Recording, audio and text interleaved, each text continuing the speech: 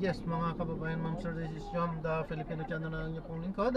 So today is May 14, 2026 at tayo ngayon ay papunta dito yan sa may Kaimino Place, Caloocan, Barangay 80, University Hills, Caloocan po yan. At dadalhin po natin sa may Jollibee Pio Valenzuela po yan, sa may MacArthur Highway, Marulas, Valenzuela. Okay, magbabalik po tayo mamaya konti po pang nakuha na po natin sila. Makinig tayo ng mga bagong balita at talakayan. Disclaimer lamang po, ang content po natin ay kalsada at hindi ang passenger. Kaya naman sakasakali mo po muna may marinig kayo mga pangalan ng lugar, pangalan ng tao, pangalan ng organizations, government o private man yan, ay wala pong kinalaman ng channel na ito at wala pong pinapatungkulan. Lahat po ng pinag-uusapan dito ay pawang dito lamang po yan sa loob at wala pong pinapatungkulan sa labas. Magbabalik po tayo mga bigla nagkasahan-kasahan na. Ba, teka muna. Yung nung Monday, habulan. Pero kasahan? Oo. At saka may putok. Hindi, naging putok. Oo, may putok, Siyempre, napaka-unexpected. At talagang, kami, nandun kami sa putukan. Ang aming line of sight, hindi naman namin nakita kaputukan nila. Nakita namin sila. Naririnig namin, nakita namin silang nagpapaputok sa isang direksyon, pero kung may gumaganting putok o sino ang gumaganti, wala sa line of sight ng media na nasa second floor at that time. Tapos yun, so ngayon, after nga ho nung nangyari na yan, maraming ho ngayong tanong. Yung mga sinasabi Senador Bato de la Rosa ba'y nandiyan pa, di ba? Isa pa yan sa mga tinatanong, di ba? So maraming tanong, mas maraming tanong, sagot. Kagabi si Pangulo, meron siya statement naman, di ba? Parang video statement na sinasabi niya na walang government force na inauthorize siya na para pumasok sa Senado. And then of course si DILG Secretary John Remulla nung umarap sa amin at 10 PM, sabi niya naman merong armed na people from the other side, GSIS side of the building, ang gustong pumasok. I-reconcile mo pa yun, meron ba talaga? Wala pa talaga? Ano ba? Yun yung sinasabi niya na nasa GSIS building, nasa other side, di ba? Yes. So napakaraming tanong at hindi kasi biro dahil yun naman ay isang institution na una lawmaking laang naman ito, di ba? Na nasangay ng gobyerno, hindi naman to dapat maging epicenter ng bakbakan, ano?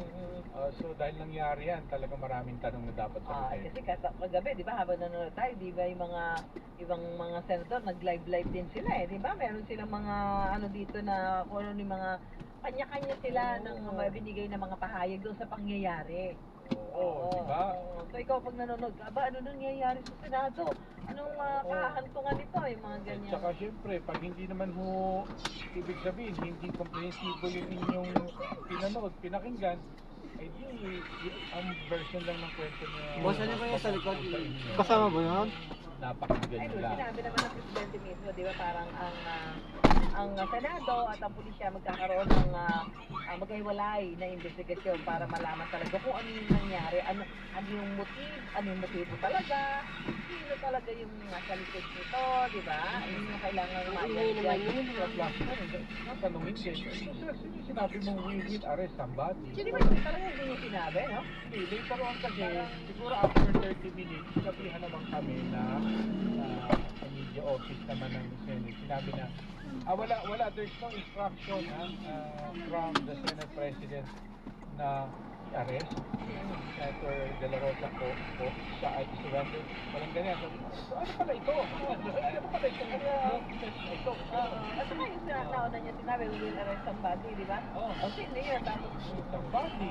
Ako nga sa isip ko nung dapat ko, baka biglang coincidence na meron kita niya na katawag yan na naligaw na may warrant of arrest at siya na-arrest rin pang sa ganung pagkakataon, di ba? Ganun talaga ang security movement kasama ang mga Marines at PNC. Nako. So asabayan natin yung mula dyan sa Malacanang, pero tanggapin muna natin ang update sa report ng ating kasama si Alan Gasco. Yan o, sa tulad na nangyari sa Barangay Paltok sa Quezon City. Alan. federal control na o kontrolado na ang Casino Junior under Republic Act 9851. Walang kasong masasabi sa ICC na meron sa Pilipinas na binuksan ng kaso, doon na lang ito tigilitis. So naririnig ko kasi ang dami nagsasabi, bakit hindi na lang sa Pilipinas, bakit hindi na lang the solution should have been to file this case. So for now, are you confident na let's say mag-lapse yung 72 hours na binigay ng Supreme Court?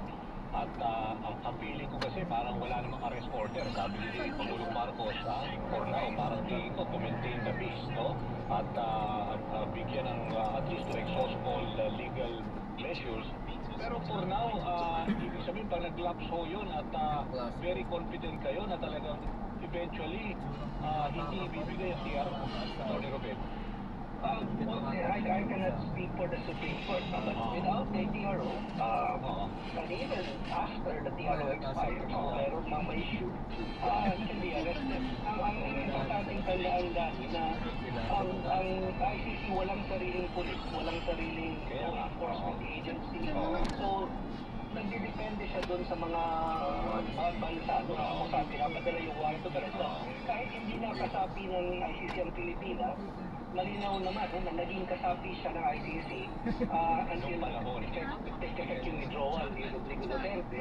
Pero sinabi na rin ng ICC appeal chamber, may abogado naman si Duterte na nakipagtalo tukol dyan, na kahit na nag-withdraw, epektibo pa rin yung jurisdiction ng ICC dahil yung mga pangyayari nasimula na, nabuksan na yung examination bago pa man nag-withdraw si Rodrigo Duterte sa Pilipinas from the ICC. So, kasalanan rin ni Rodrigo Duterte at ng mga siguro kaalyado ni Rodrigo Duterte na hindi nila pinuksan ang accountability, yung pag-uusik kung sino dapat ang managot sa extrajudicial killing sa drug war dyan sa Pilipinas. Kung pinuksan nila yan, madalisan na nilang sabihin ngayon na dito na lang sa Pilipinas, tipisin ito, dito na lang sa Pilipinas, imbestigahan ito, but they never did that. So now, it's before the international Sabi ko, tag-iisa kami ang Pero yun, Atty. Robert, dahil, di ba, under this 1951, pwede naman talagang isuko na, no, ng gobyernong ito si Bato de la Rosa dahil is basic crimes against humanity at yun nga ang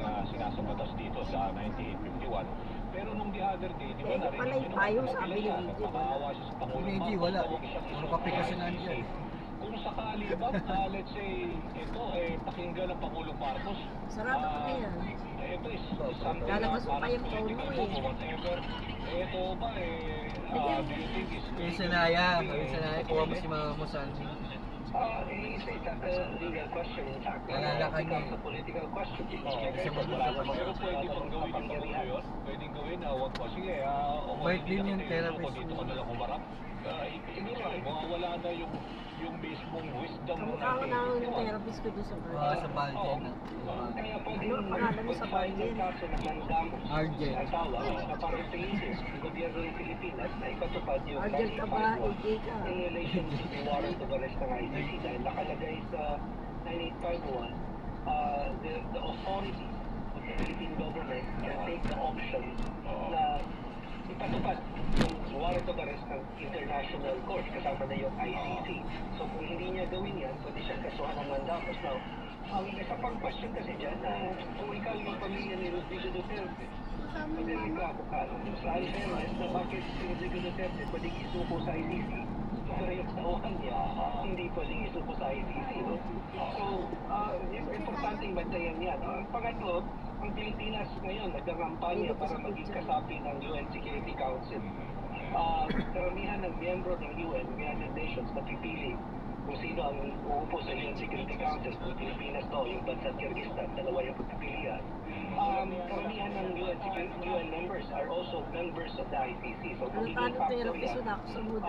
sa pagtingin nila kay Marcos Jr. at sa Pilipinas. Kung Wala kasi kurente gabi na yan eh. responsibilidad niya sa Hanggang alas 10, hanggang alas international law. 12. Wala kurente. Bakit matulog pala ako ng pangalan? Isang buwan daw yan, ma. Mag-backlash din sa mga pamilya ng mga Wala Duterte kuryente. kung payagan si Digong ay si Bato de la Rosa na huwag i-surrender, di ba? As he was pleading to the president. Kasi binabasa ko itong sa ilalim nitong 1951, maaaring isurrender ng gobyerno ng isang suspect sa international court, no? Dahil nga yun ang, di ba, wisdom. Pero nakalagay doon maaaring isurrender. Kaya nga kung sakaling pagbigyan ni Pangulong Marcos Marcos Jr. na, let's say yung kapila, na huwag i-surrender, may mga repercussion din. Nakikita niyo, Atty. Ruben? Meron. At saka siguro isa pang correction sa mga nababasa ko, no? Na nabasa ko just before tayo nag-usap na si Senator Marcoleta, I think, nagkaroon ng privilege speech sa Senate na kine-question niya yung resolution ng minority na dapat si Senator De La Rosa surrender na lang. No? Ang sinasabi ni Senator Marcoleta yata na sa ilalim ng batas, dahil buksan na yung kaso nasa Philippine National Police na report ng PNP sa PINA, but that's not even relevant. Dahil walang kaso, walang RA 9851 case, at even if they were to file it now, they can in fact do that kung gusto nila i-file, but that will not extinguish yung warrant of arrest mula sa ICC. Hindi mapapawalan visa yung ICC warrant of arrest porket nag-file ng RA 9851 case. No? Ang pangalawang i-correct ko rin, yung mismong resolution naman yung Senator Pangilinan at yung mga kasama niya, nagsasabing dapat sa regional trial court mag-surrender si Senator De La Rosa dahil may jurisdiction sa RA 951 RTC, which is not correct in this situation because wala namang kaso na na-file sa RTC. Pagkakaroon lang ng jurisdiction ng RTC sa crimes against humanity under RA 951 kung may kaso doon, pero wala nang kaso. So, there's nothing for him. There is no court for him to Papasok na po dyan yan.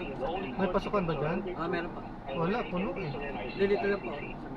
Ito. So for now kasi nagpalabas Oo, ng huli ICC ako na dyan. kasama si Senator Bato dito sa official list ng wanted person. Sabi na nga dito sa pagka-describe sa kanya sa ICC website na Teka.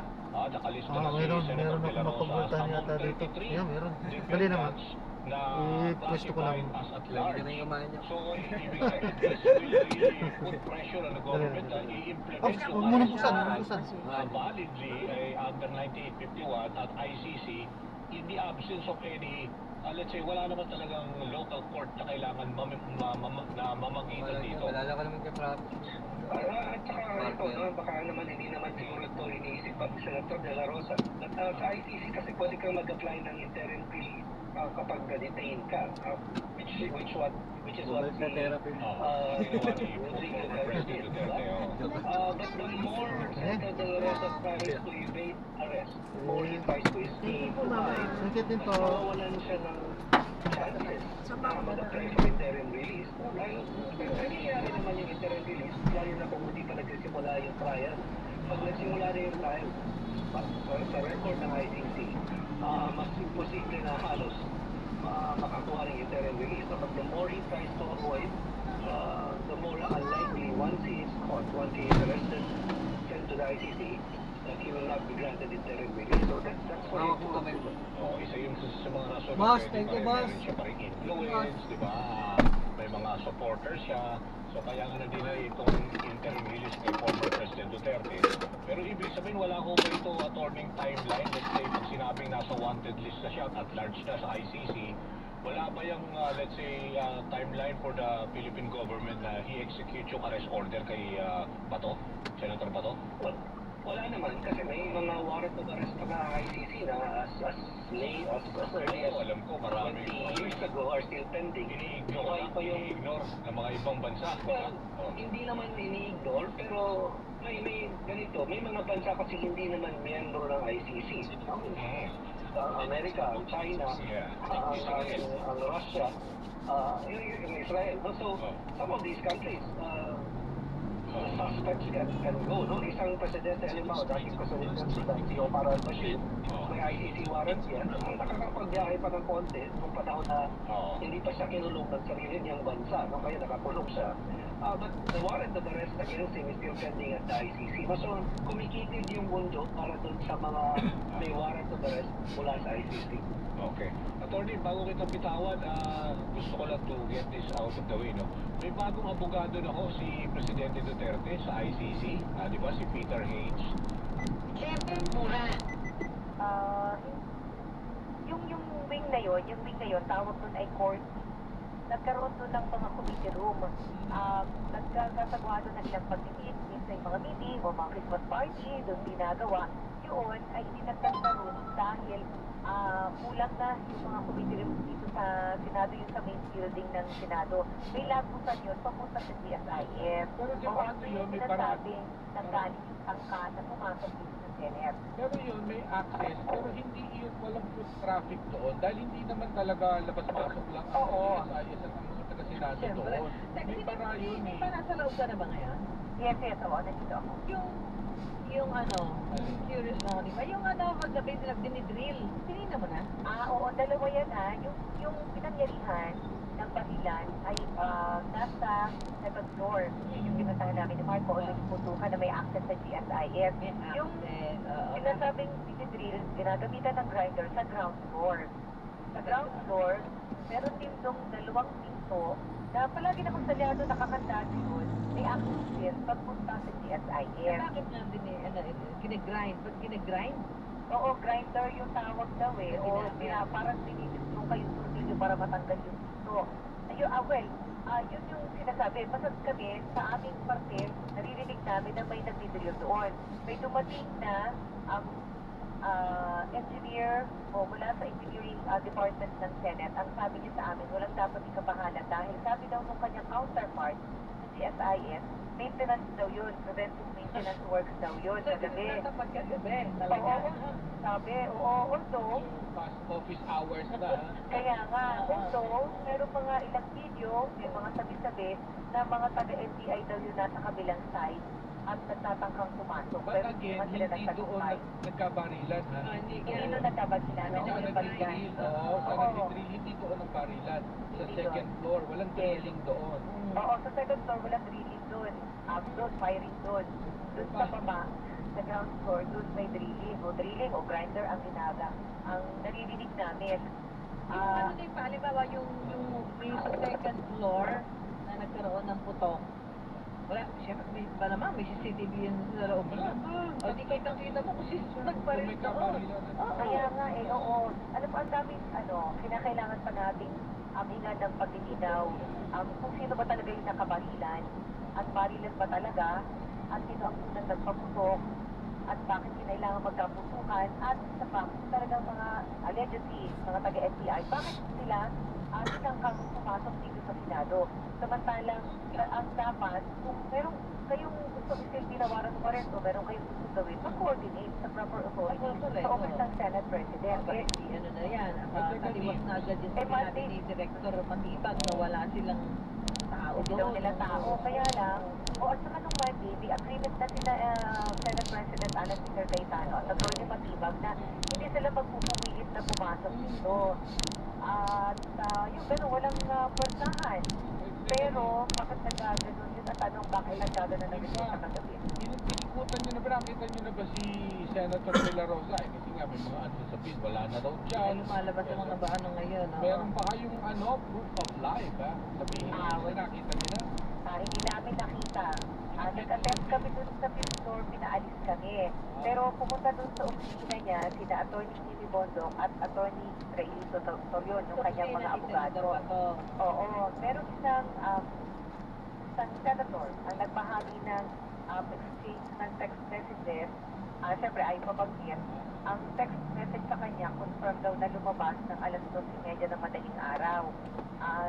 So, hintayin daw yung instruction mula kay Senate President Cayetano kung mag-release sila ng statement. Kasi ang aalamin yan kung talaga nga bang lumabas at kung lumabas, bumalik pa o hindi pa. Oo. May pag-agas si Atty. Jimmy Bondok, ano ba ang sabi? Ano oras pa sila nandyan? At anong sabi nilang may nakausap na ba sila? Pumasok kasi si Atty. Bondok dito. Ang na-interview siya. Oo. Madaling araw na-interview pa namin sa around 1 o'clock. Pero kanina, Nung pumasok siya kaninang umaga, yung reporter ni Jay Gomez, ang sabi niya, sa pagkakaalam niya, nandito si Senator De La Rosa. Kaya lang, hindi pa natin ulit siya ang nakukontak. makakaalam niya, bakit hindi niya nakaharap nung pumunta siya Hindi dyan? niya, kasi papasok pa lang siya nung na-interview Papasok pa lang siya, pakyan pa lang sa office. Pasok pala. Ay, pero nung lumabas na, nakausap ko Hindi pa. Ang pagkakalam namin doon pa sa opisina. Hindi pa lumalabas. Pinaalis na kami, hindi namin maabangan doon sa fifth floor kasi binababa na kami ng mga security doon, bawal daw. At tatry din kami na makuha ang statement ng Sergeant at Arms ng Senado, yung talagang nag-armas talaga siya at nag-bulletproof vest. Kagabi siya talaga yung nasa unahan doon sa area na kung saan nagkaputukan. Hindi pa namin siya makausap. And then, ang Senate Secretary din, sabi ay nagpapahinga pa kaya hindi pa namin maabala. Sino mga senador dyan ngayon, Ipa? Sabi ng mga staff dito, wala sa ngayon. Pero double checking pa rin kasi baka as we speak, meron dumadating dito sa Senate building.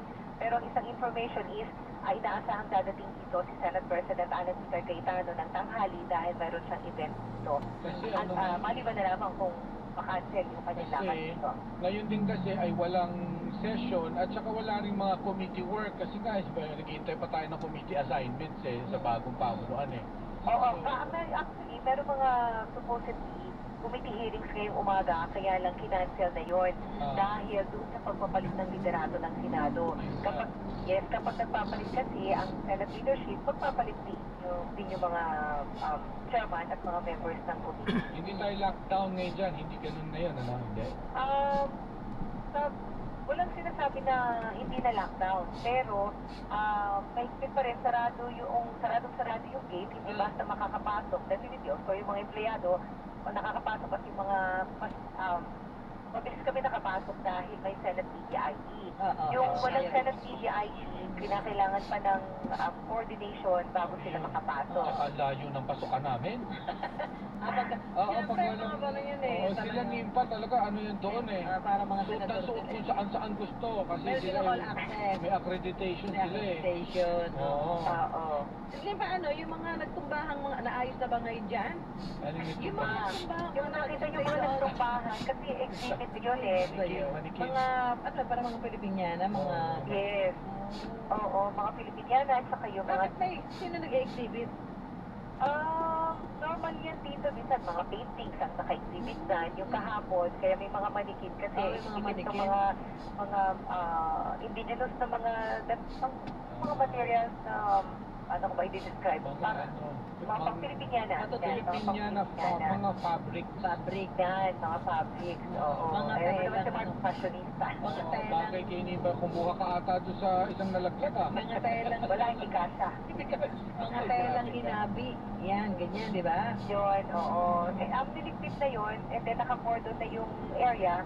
So, hindi na kami makakalapit, wala makakalapit, hindi na rin makukunan ng litrato yung pinangyarihan noong putukan kasi nga, pakurba kasi yun, yung merong hallway na tinutukoy natin na exhibit, and then kakaliwa pa para makapunta doon sa pinangyarihan ng insidente. Oo.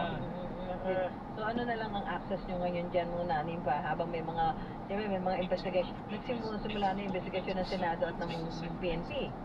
Sorry, at Susan Papi pa. Di ba magkakaroon sila ng parang separate investigation?